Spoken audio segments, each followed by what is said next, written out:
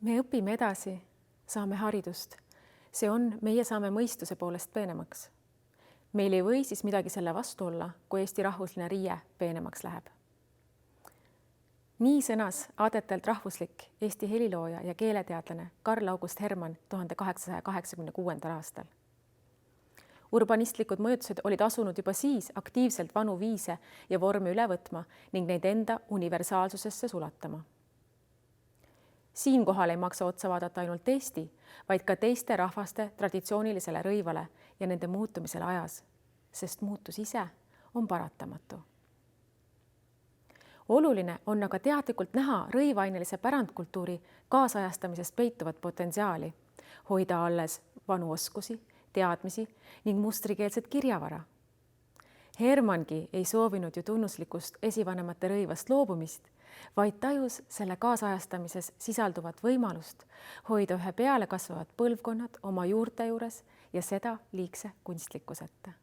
Eesti Kunstiakadeemia moeosakonnas on traditsioonilise rõiva ja eelkõige just Eesti rahvarõivaste interpreteerimisega tegeletud 1940. aastast alates. Mustritega kõrgkoolis endas paarkümmend aastat varemgi. Leida Klaus, esimene moeosakonna lõpetaja, kaitses oma diplomitöö 1947. aastal just antud teemal. Tema valikud on sealjuures veel suhteliselt arglikud ja pigem on tollal kaasaegseks peetud töö- ja päevarõiva juurde sobitatud viisupaar, lisatud sõlg, mõni arhailisem tööriist või traditsioonilisem muster.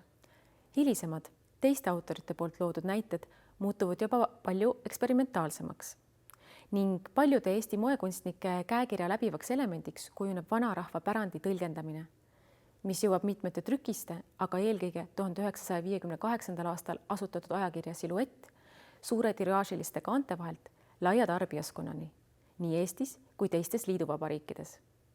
Eks paljudele tuntud nõukogudelik loosung, sisult sotsialistlik, vormilt rahvuslik, oli õnneks poliitiliselt keerulisel ajal pärandkultuurilistele teemadele, sealhulgas rahvuslikule moele toeks. Olenemata ajast ja muutustest riigikorras on Kunstiakadeemia moeosakond vastava praktikaga järjepidevalt jätkanud siiani ning viimased paar tosinat aastat kannab kursus pealkirja Etnokollektsioon. Tänu katkematule pühendumisele ja atraktiivsele käsitluslaadile pole siinne pärand kaotanud oma sarmi nüüdisaja disainerite ja kunstnike silmis. Selle tulemuseks on etnograafiast inspireeritud disaini pidev areng, mille viimane kõrglaine moes sai alguse 10 aastat tagasi ning on praegu kultuurilise jätkusuutlikkuse egiidi all aina jõudu kogumas. Just viimane märksõna on kujunemas üheks olulisemaks traditsioonilise käsitöö, tavade ja kogukondade kestlikkuse tugisambaks, millega praeguses ühiskonnas end nähtavaks ja kuuldavaks teha. Juurtest inspiratsiooni ammutamise essentsi aitab mõtestada Kärt Summatavet, kes on vastavat eelhäälestust moeeriala tudengitele loonud juba pikki aastaid. Minu ülesanne on selles õppeaines selgitada, kuidas mina näen seoseid meie soome-ugri mütoloogilise maailmapildi ja kaasaegse inimese elumõtte vahel. Olen nagu sisuline teejuht ja näitan valgust unustatud radadele, kus meie esivanemad on enne meid käinud. Ja seejärel ma õpetan nägema, et laulude, lugude, uskumuste ja käsitöömustrite sisse on põimitud meie visuaalne emakeel.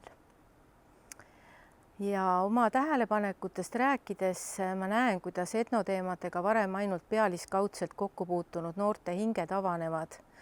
Nende tänutunne ja austus oma kultuuri vastu tõuseb ja nende enda sõnul tihti nii mõnigi neist leiab oma elule uue mõtte. Üliõpilased on mulle rääkinud, et alguses nad arvasid, et etnoteema on väga igav. Siis aga ma küsisin pealtnäha väga lihtsa küsimuse, et mida sa arvad, kuidas disainida õnne? Ja siis selgitan, kuidas mina näen vanas käsitöös ja rahvakunstis iidset tarkuse allikat. Siis ma annan lugeda neile raamatuid ja artikleid ja üheskoos arutame, millest nende arvates mustrite ja värvide keeles kõneldud märkide ja sümbolitega üles kirjutatud igavikulised tekstid, millest nad meile tänapäeval räägivad. ja siis seejärel me oleme jõudnud ühiselt sellisele järeldusele, et neid tekste ei tasu unustada ja need ornamendid, mille me oleme unustanud, tunduvad meile lihtsalt ilustuste ja mustritena. Aga kui ma näitan õpilastele samm-sammu haaval, mida ma ise olen avastanud ja annan ülesandeks neile oma pere sees küsida, mida seal mäletatakse, mida üks või teine komme või märk tähendab, siis ma alati üllatun, kui omapäraselt, originaalselt ja hingeliselt ja vastutustundlikult need noored edaspidi oma loomingut mõtestavad, et igal detailil on oluline koht, iga rõivas, iga kollektsioon räägib mingit olulist lugu, mis teeb ka vaataja hinge lahti ja annab elujõudu hoida harmoonilist elukeskkonda ja luua tulevikuks paremaid lahendusi, sest õnn on väga tähtis ja õnnetunne meie enda sees on seespool, mitte väljaspool. Pärandist inspireeritud moele saab läheneda väga mitme külje alt. Üldiselt on tegu visuaalse sisendiga, ent aluseks võib olla ka jutustus või laul, värvisümboolika, kohaliku looduse annid ja nii edasi. Ülikooli aastakümnete pikkuse töö taustal on välja kujunenud mitmekülgne kogemuste pagas, mille haaravamad näited lähiminevikust väärivad kindlasti jagamist. Kunstiakadeemias läbivad tudengid etnograafiale pühendatud kursuse 2. aasta sügissemestril. Selle jooksul loovad nad oma taasavastatud pere ja pärimuslugude ümber rõivad, mis kannaksid edasi nende rahvuslikke juuri, sageli ka kihelkondlikku pärandit. See omakorda aga on üks osa väikerahvaks olemise ja selle kestvuse tagamise garantiist. Oma juurte tundmine ei ole ka alati iseenesestmõistetav ja selle kaardistamise töö käigus võib ilmneda nii mõndagi ootamatut. Näiteks Katrin Aasma viis jälgede ajamine otsapidi Tšuvašiasse. Seda autori suureks rõõmuks, sest muidu pikalt suuremates linnades elanud vanemad sugupõlved oleksid Eesti kontekstis piirdunud valdavalt juba väga urbaniseerunud sisendiga. Tšuvašiast enda jaoks leitud rahadega kaetud peakatete ja rinnaähete uurimine oli ühel hetkel loomulikuks ühenduseks setopärandiga, kus kaela riputatav hõppekraam samuti rohkete rahadega pikitud on. Lisaks inspireeris teda seto vanem rõivas laiemalt. Eelkõige vanema naiste kostüümi juurde kuuluv pikkade käistega hame, mille varrukad umbes 120 sentimeetrini küündida võivad ning puusapõllede kasutamine, aga ka linapatside, liniku ja peavööga läbiviidav päe tegemine ehk pea katmine. Kagu-Eesti ei inspireerinud autorit mitte ainult oma rikkaliku riidepärandiga, aga ka lugude maailmaga. Sealkandis tuntud abstraktne varanäppajast ja kokkukorjast tegelane ehk pisuhänd on üks neist. Tahtes luua karakteerset kuvandit kokku kogutud kulla ja hõbeda, rõiva ja muu vara kandjast, paigutas Aasma selle silmapaistvamad osad valdavalt pealaele. Poiste kasutamist modellina nägi autor pigem kui neutraalset valikut, võimalust rakendada koormakandjale pasliku, pisut jõulisemat siluetti. Kaasaegses tõlgenduses on meeste ja naiste rõivaste vahelise piiri hägustamisele siiski otstarbekas otsa vaadata. Ka mina kannan selle märgiks täna Kirblast pärit poiste bluusi, sest usun, et pärandi mitmekülgne kaasamine igapäevaellu annab rohkem kui võtab. Alati ei saa seda muidugi teha ja nii mõnigi märgisümboolika võib olla seejuures taunimisväärt, ent kui läheneda neutraalsemate elementide pinnalt, võivad tulemused olla vägagi üllatavad. Ka Kertu Kivisik on seda habrast balanssi uurinud. Tema looming viib meid juuripidi Sõrvesäärde, nimelt Jamajasse. Tema töö pealkiri, Gemma, on tegelikult üks antud kihelkonna vanu kirjapilte, andes aimu, kuidas sõnadel ja nende tähendusel võib olla loomingu käivitamisel suur ning määrav jõud. Loojat tiivustas sõna Gemma tähenduse mitmekesisus ja samas ka kosmopoliitsus. Selle ladinakeelne tõlge tähistab vääriskivi, isegi juveeli, ning samas on tegu ka rahvusvahelise tütarlapse nimega, mis andis mõtteainet naiste rõivaste tõlgendamiseks laiemale publikule. Jamaja traditsioonilised naise riided on kaunis värvilised, andes edukalt edasi vääriskivile sobilikku spektrit. Ent piirkonna kroonijuveeliks võib lugeda küpsete ja sügavate punaste, siniste ning rohelistega kaunistatud naiste tanu, mis kujuneski kõige aluseks. Kasutades tikkimise asemel värvilist vilti ja seda kollažeerides, saavutas kivisik hoopis universaalsema ja ruumilisema tulemi, kui seda võis täheldada lähtemotiiviks valitud abstraktsete tikitud õitega Jämaja tanus. Saaremaa, kui oma sünnipaiga fookusesse võtnud Karolin Kärm, vaatles kohalikke lugusid vetehaldjatest ja näkkidest, mis sai ka tema kollektsiooni pealkirja Näkimadalad aluseks. Lisaks on tema perekonnale kuuluva muistse Ida-Saaremaale asuva talu nimi tuletatud kaevust ja nii on ka peremärgiks olnud arhailine 4 joonest koosnev haraliste otstega romb, mis pärimuskultuuris laialdaselt tuntud kui kaevumärk. Seda on autor kasutanud valdavalt oma rõivaste läbilõigetes, aga ka riidepaanide ristamisel.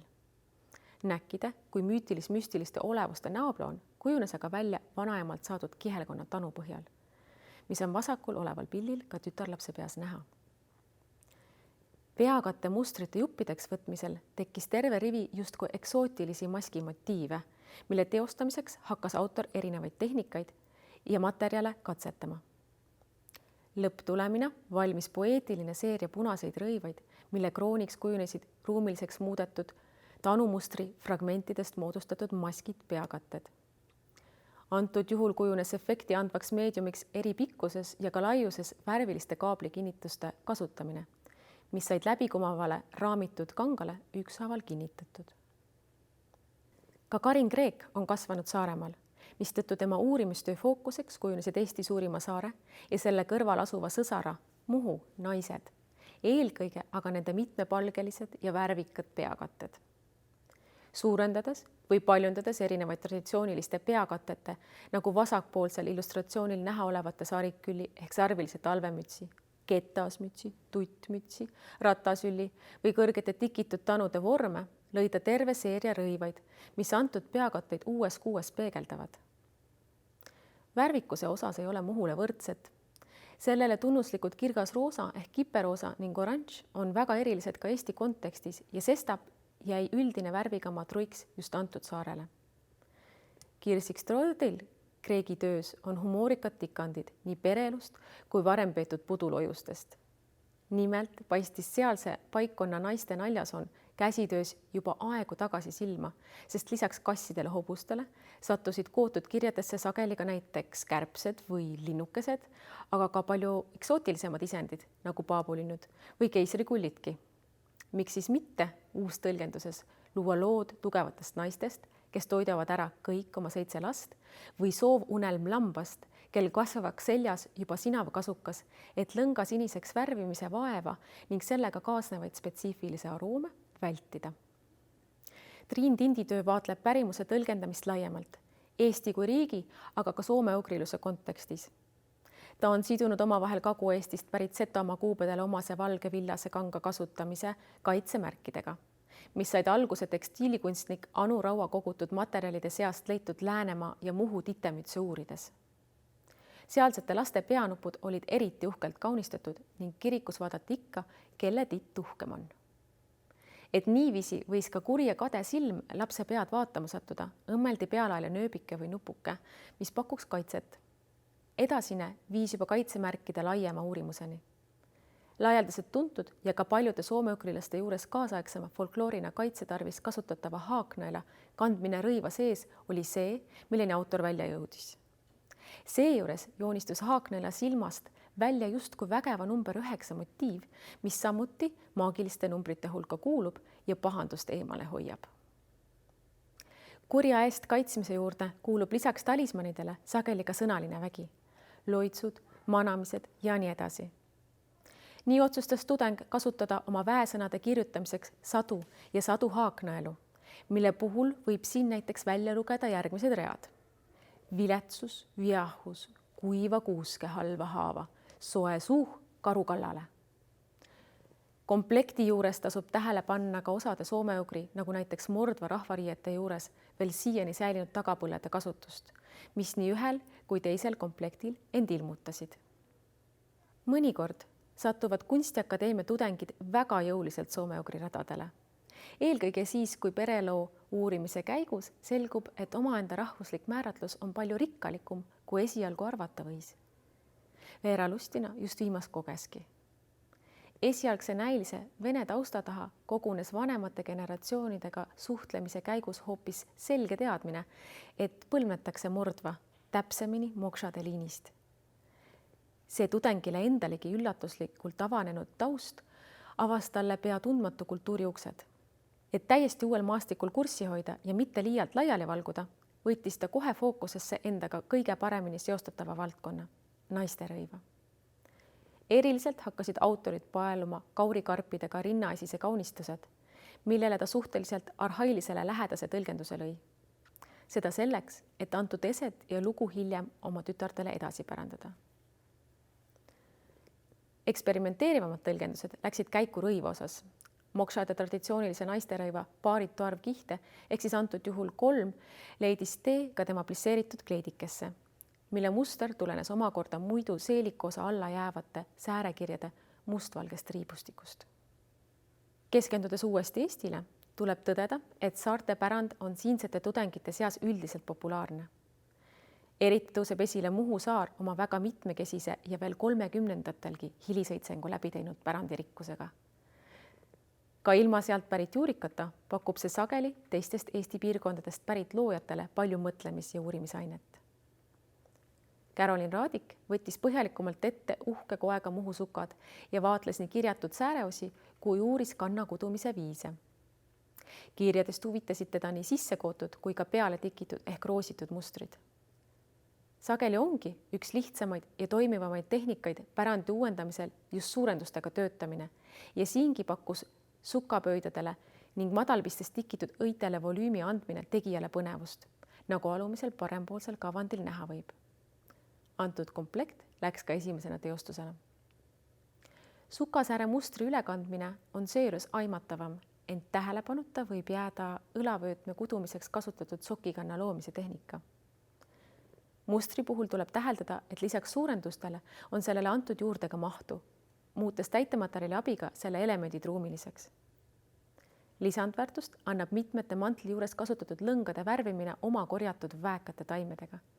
Seljal paiknevad roostekarva lehemotiivid on näiteks värvitud madaraga. Esiossa jäävad siledad heleroosad lehed maasikatega ning külgedel paiklevad säbrulised struktuurid punase sõstra ja pohlade tõmmisega. Taimevärvide kasutamine on samuti üks võimalus etnograafilisele materjalile läheneda. Tegu on küll pigem kogemuspõhise pärandiga, ent taimed on samamoodi paikkondlikud, nagu olid meie esivanemad. Nende korjamise või kasvatamise kaudu õpime paremini tundma maad, millel elame ning arendame ühteaegu jätkusuutlikumat mõtteviisi. Samuti aitab sel viisil taimedega suhestumine toetada meie lõimumist vanemate põlvkondadega, kes taime ja metsamaailmas end sageli palju kodusemalt tunnevad. 2018. aastal seoses Eesti Vabariigi 100. sünnipäevaga pühenduski toonane kursus lisaks visuaalsele sisendile siniste või sinist värvi andvate taimede kogumisele ja kasvatamisele. Sinine sai kontseptsiooni aluseks, kuna tegu on ainukese värviga meie lipul musta ja valge kõrval ning protsessist kasvas välja näitus Eesti oma sinine. Nele Kurvitsa ehasse mattuva mustri inspiratsioon tulenes Eesti rahvasundi maailmavaatest ja müütilistest muistenditest. Ühtlasi pärinevad autori vanemad ja esivanemad Eestimaa mägiseimalt alalt, nimelt lõunast. Kleidi esiosa on kootud kobe-läänvaiba tehnikas, mis on austusavalduseks rahvakunsti ilule, eestlase töökusele ja visadusele ning vanadele traditsioonidele. Autori sõnutsi muutis vaibakudumise protsessi veel ilusamaks aspekt, et ta sai seda kogemust jagada oma lähedastega. Raam valmis tema isa abiga ja kudumisel ulatasid oma abistavad käed ema ning mitmed sõbrad, mis tõttu kannab see kleit endas nende kõigi ilusaid mõtteid ja soove. Ühendatud väge. Omaette eesmärgiks kujunes töö käigus eri toonide arvu viimine maksimumini. Aroonia, punane kapsas, põldmari, silla, mustuba, ussikeel, sirel, mustikas ja lavendel on kõik sellesse kleiti sisse kootud. Edward Hiietamme eesmärgiks oli luua komplekt, mis oleks pühendatud käiste, valdavalt Põhja- ja Lääne-Eestis, aga ka Hiiumaal levinud naiste kehakatte uustõlgendustele. hoogsate vormiotsingute tulemusena sündisidki ülivõrdeskäised, massiivsed, aga endiselt lihtsad ja oma proportsioonidele truud. Varrukate ja püksisääre kaunistamiseks on kasutatud üle Eesti eri piirkondadest ja eri rõivaesemetelt kokku laenatud mustrielemente, Viru Jaagupi rätiku ja käise kirjast Muhu linnumotiivideni välja. Nii viivad tikandite juured ise nägu kihelkondadesse nagu ühte keskmist tänapäeva eestlastki. Põhikanga värvimisel sai seejuures kasutatud mustsõstraid, mustikaid ja arooniaid. Gret Kärner pühendas töö oma vanaemale Hiljale, kes pärit Pilistvere kihelkonnast. Seejuures pälvis autori jäägitu sümpaatia tanu, mille suurendatud ja tüllmaterjali ülekantud vormile kogutud tikandid pärinevad kihelkonna pruudilinukailt. Tikitud õied on saanud oma värvid punaselt kapselt, mis koos erineva köögikeemia kasutamisega andis värvitoonide valiku lillast tumeroheliseni ning kadakate siniküpsetelt marjadelt, mille ainsaks värviliseks väljundiks olid mee- või sinepikollased toonid. Kuigi olulisemaks kogu eelneva projekti juures on värvi otsimisega kaasnev näpud mullas protsess, ei saa tähelepanuta jätta ka kaasaja integreerimist kogu ettevõtmisesse. Nimelt dokumenteerisid projektis osalejad korjeid ja värvimise kulgu nutitelefonide kaasabil. Eesmärk ei olnud irduda tehnikast, vaid kasutada seda hoopis abivahendina uurimuslikul eesmärgil.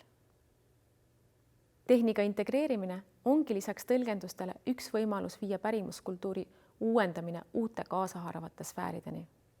Moeosakonnas magistratuuri läbinud Kristi Kuuse Eindhoveni Tehnikaülikoolis tehtud doktoritöö üks osa annab aimu just digitehnoloogia võimalustest lugude jutustamisel.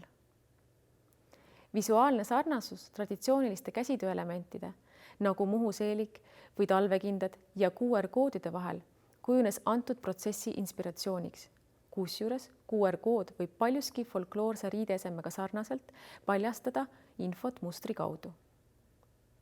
QR-kodeeritud traditsioonid kujundab endast seega tikitud koodidega padjakomplekti, mis skännimisel hakkab näitama folkloristlikku videomuinasjuttu.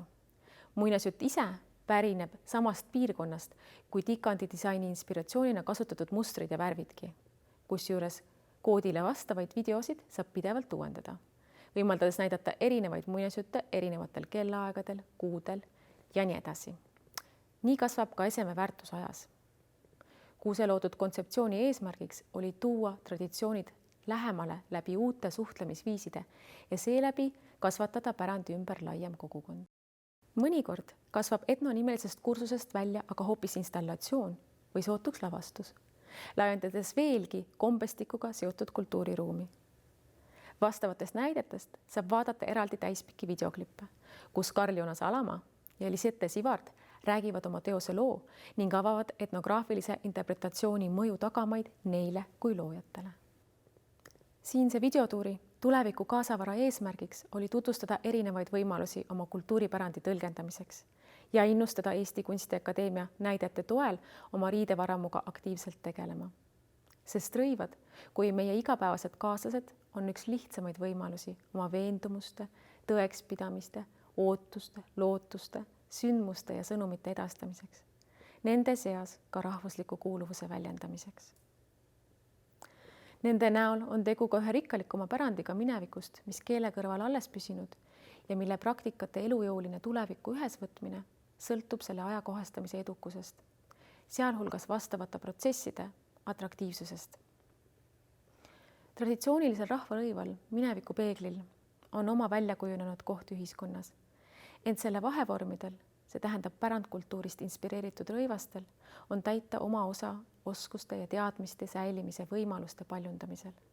Sestap on tõlgenduste otsinguil külvatud seemned ning neist tärkavad võrsed just kultuuri taaselustamise ja avastamise aspektist märgilise tähendusega, võimaldades luua paikkondliku identiteedi ja uhkustundega rikastatud rõivaid meile endile ja meie järglastele nii tänase kui homse päeva kaasavaraks.